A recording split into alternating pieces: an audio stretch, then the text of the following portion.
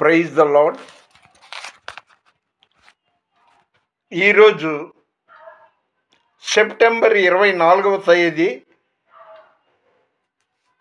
బుధవారం 2025వ సంవత్సరం.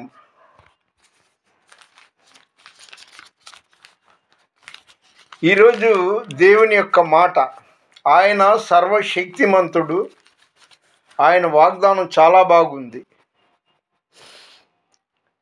యిర్మీయా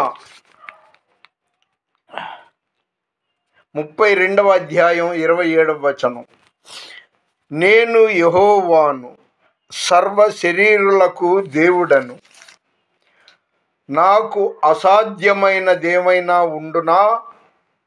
ఏది ఉండదు. ఆయనకి సమస్తం సాధ్యం. మీరు అడుగుతున్నారా? నమ్మకంగా అడగండి, విశ్వాసంతో అడగండి. ఈ వీడియో చూస్తున్న మిమ్మల్ని ఉద్దేశించి అంటున్న ఈ మాట, ఆయన సర్వ శరీరులకు దేవుడు, ఆయనకు అసాధ్యమైనది ఏదీ లేదు, సమస్తం సాధ్యం. అదేవిధంగా యోహాను సువార్త 1వ అధ్యాయం 2వ వచనం నుండి, సమస్తము ఆయన మూలముగా కలిగెను, ఆయన లేకుండా ఏదియూ కలగలేదు. ఆకాశము, భూమి, చెట్టు, పుట్ట, సూర్యుడు, చంద్రుడు, నువ్వు, నేను, ఇక ఇలా చెప్పుకుంటూ పోతే మనకి కనబడేవి, ఉన్నవి, కనబడని గాలి, సమస్తం ఆయన మూలంగా కలిగెను. చాలా మంచి మాట అండి. మీరు ఆయన్ని నమ్మండి. యేసుప్రభు ఆయన సర్వశక్తిమంతుడైన దేవుడు, వాక్యం ద్వారా మాట్లాడేవాడు. ఆయనతో మీరు ఆయన్ని నమ్మి ఆయన్ని అడగండి, తప్పకుండా మీ కోరిక నెరవేరుతుంది. నీకు ఇళ్ళలో ఏదియు లేదు అసాధ్యము, నీదు కృపతో మాకేదియు కాదిల సమానము. నీ మాట చాలయ్యా, నీ చూపు చాలయ్యా, నీ తోడు చాలయ్యా, నీ నీడ చాలయ్యా. ఆయన మాటే మనకి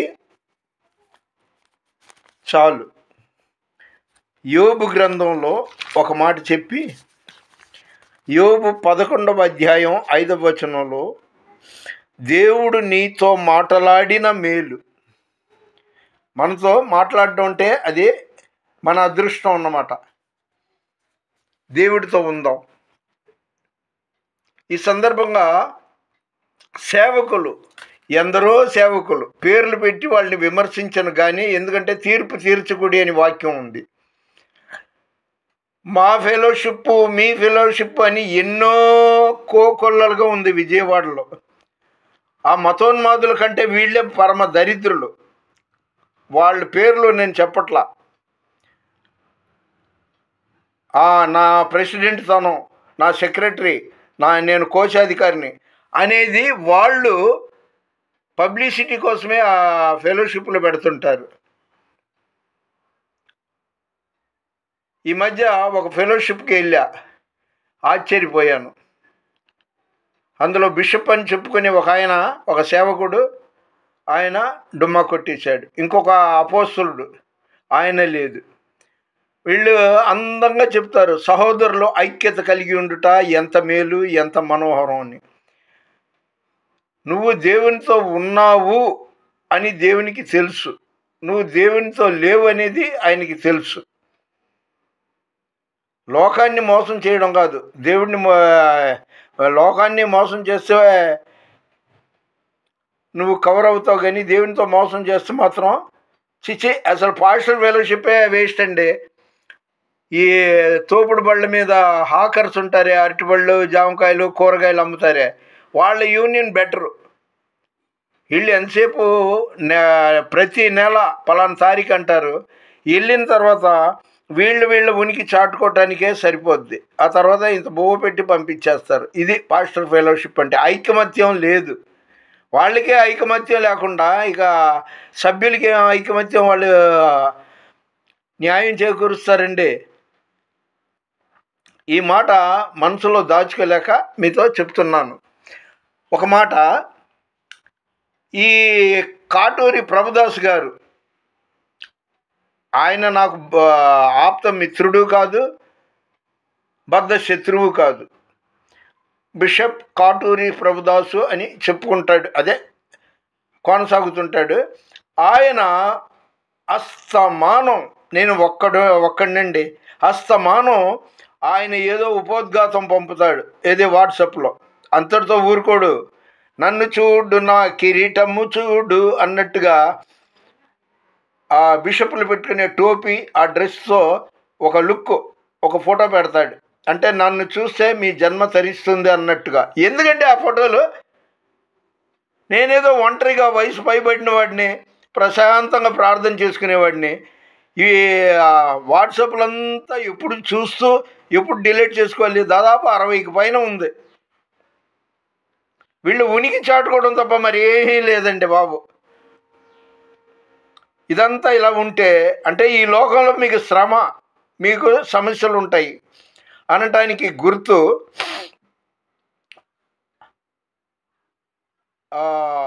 నేను పాపులను పిలువచ్చి తిని కానీ నీతిమంతులను పిలవటానికి రాలేదని మన ప్రభువు చెప్పారు. మంచిది.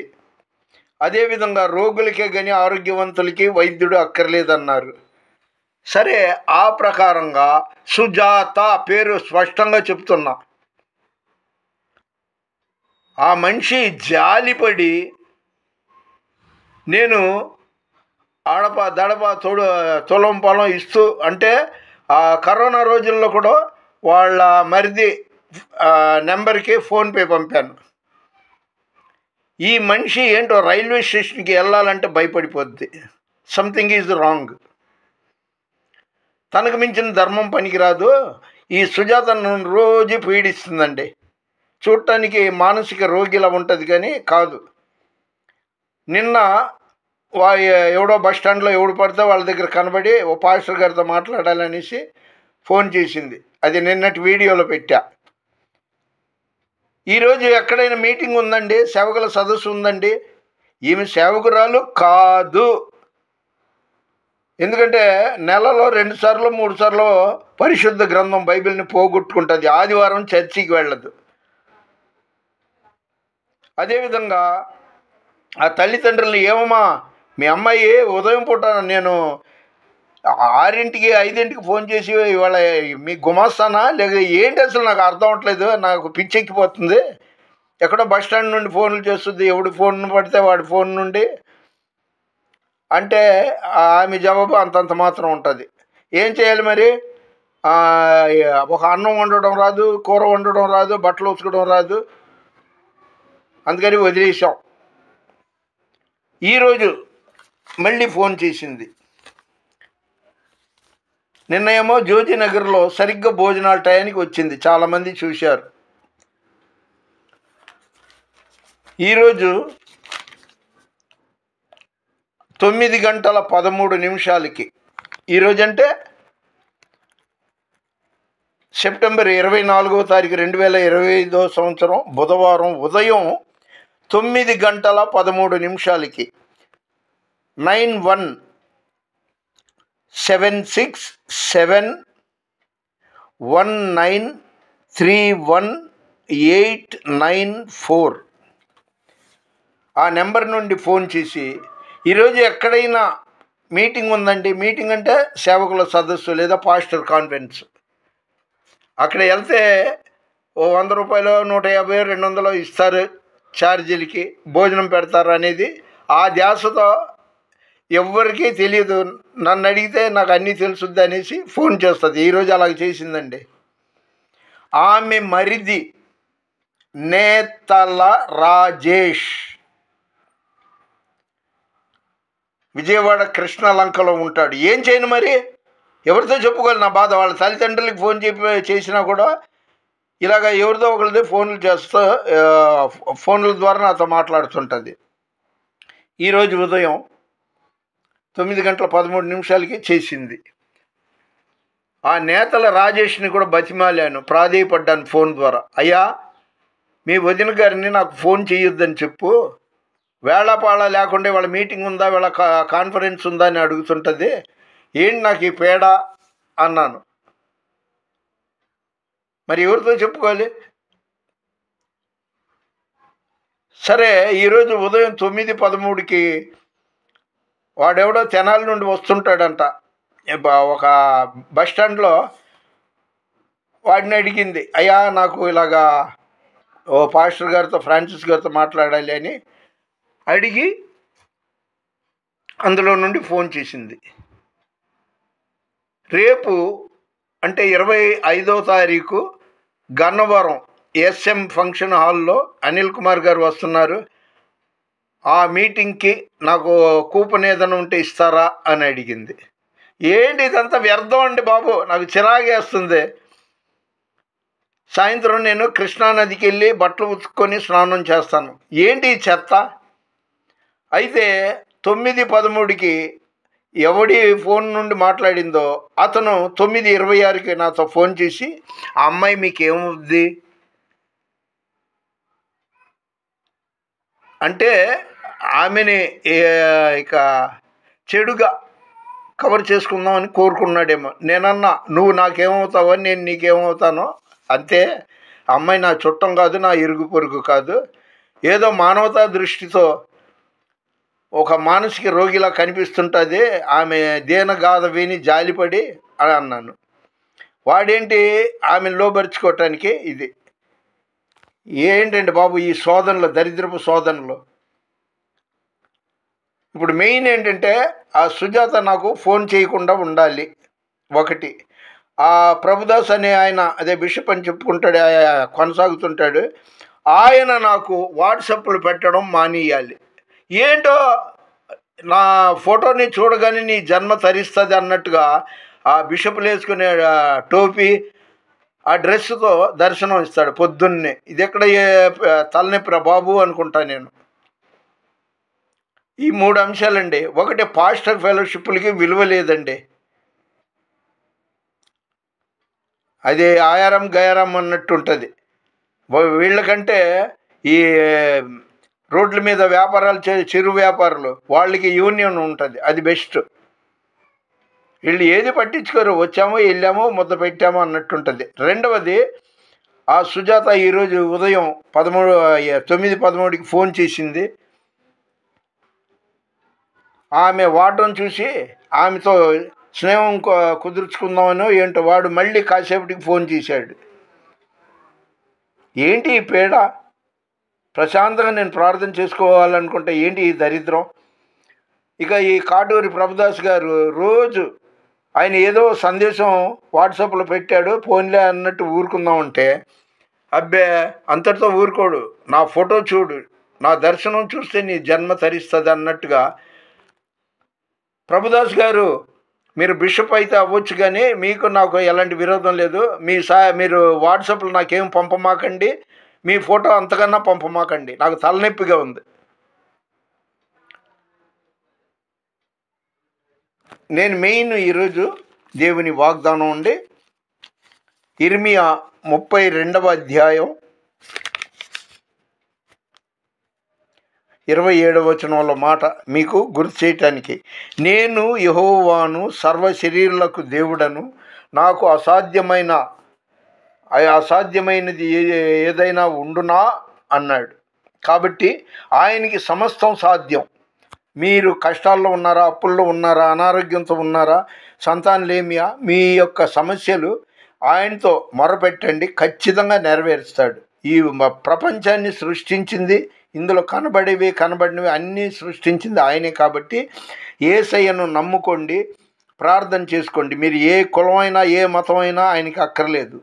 విరిగి నలిగిన మనసుతో మీరు ఆయనకి మొరపెట్టండి, ఖచ్చితంగా మీ కోరిక నెరవేరుద్ది. మన వినికిడిలో దేవుడి కొన్ని మాటలు దీవించును గాక. వీడియో చూస్తున్న మిమ్మల్ని, మీ కుటుంబాల్లో ప్రతి ఒక్కరిని దేవుడు సమృద్ధిగా దీవించును గాక. దేవుని పరిచర్యలో మీ రత్నం ఫ్రాన్సిస్. God bless you.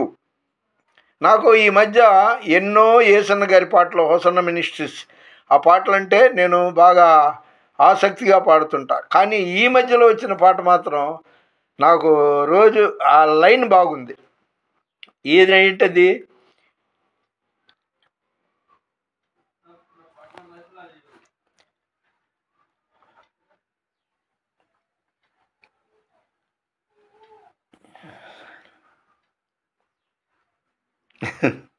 లేదా పక్కన చోటీ బాబు మాట్లాడుతుంటే మాటలు బాగుంటుంది, ముద్దుగా టోటీ టేటీ అని మాట్లాడతాడు. అందుకని ఆగాను.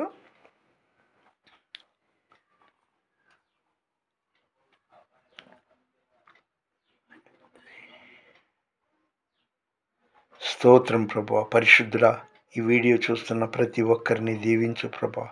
వారి సమస్యలు పరిష్కారం చేయి ప్రభా. అయా, ప్రార్థన చేసుకునే వాడికి శోధనలు వస్తాయి అనేది నా విషయంలో జరుగుతుంది ప్రభా. అయినా నన్ను కాపాడే దేవుడు కొనకడు, ఎడబాయాడు. స్తోత్రం ప్రభా. స్తోత్రం, స్తోత్రం, స్తోత్రం, స్తోత్రం, స్తోత్రం. మన దేవుడు ఏమైనా చేయగలడు. ఈ 2 లైన్లు నాకు చాలా ఇష్టం అండి. ఈ మధ్య వచ్చిన పాటే. ఏదో అంటారే, ముందొచ్చిన చెవుల కంటే వెనుకొచ్చిన కొమ్ములు వాడి అని. ఎన్ని పాటలు లేవండి. హోసన్న మినిస్ట్రీస్ పాటలన్నీ పాడుతుంటాను. అలాంటిది ఏమైనా చేయగలవు, కథ మొత్తం మార్చగలవు, నీ నామముకే మహిమతో తెచ్చుకుందువు. ఏమైనా చేయగలడు దేవుడు. కథ మొత్తం మార్చేస్తాడు. తిమ్మిని బమ్మిని చేయగల దేవుడు. నమ్మండి. నమ్ముట నీ వలనైతే నమ్మువానికి సమస్తం సాధ్యం. God bless you.